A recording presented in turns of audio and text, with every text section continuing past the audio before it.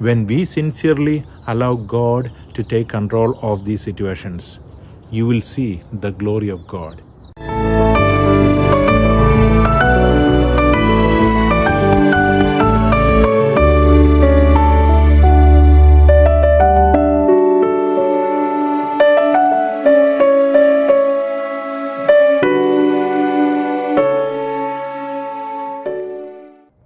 Dear brothers and sisters in Jesus Christ, we are in the Tuesday of the second week of Lent, and today we reflect on the Gospel of St. Matthew, chapter 23, verses 1 to 12. And in today's Gospel, Jesus tells the people, you have to obey and follow the instructions and teachings of the scribes and Pharisees, because they are sitting in the chair of Moses. They have the God-given authority to teach and guide the people.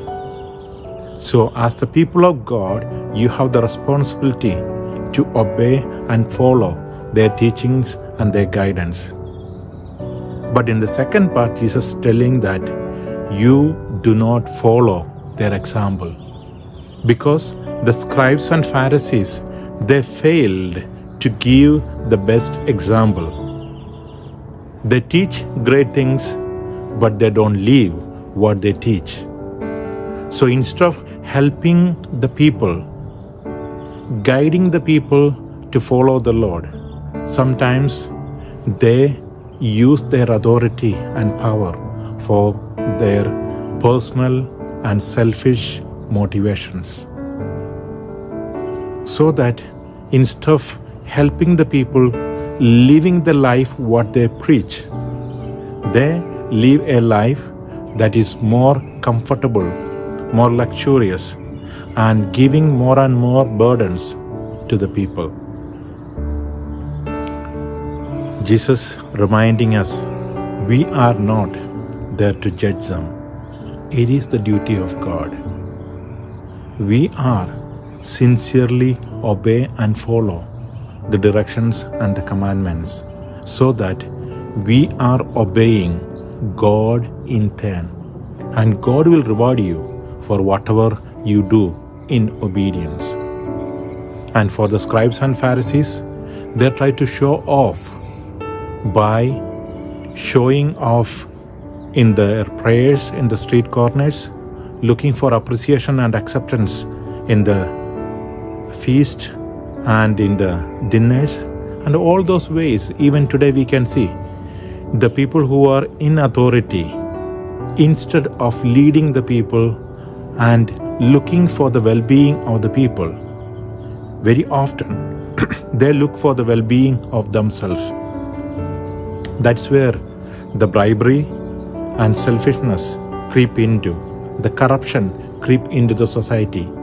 Today, if you look into our society, even though we say we have a democratic system, still the corruption is creeping more and more, and the system is getting corrupted and corrupted.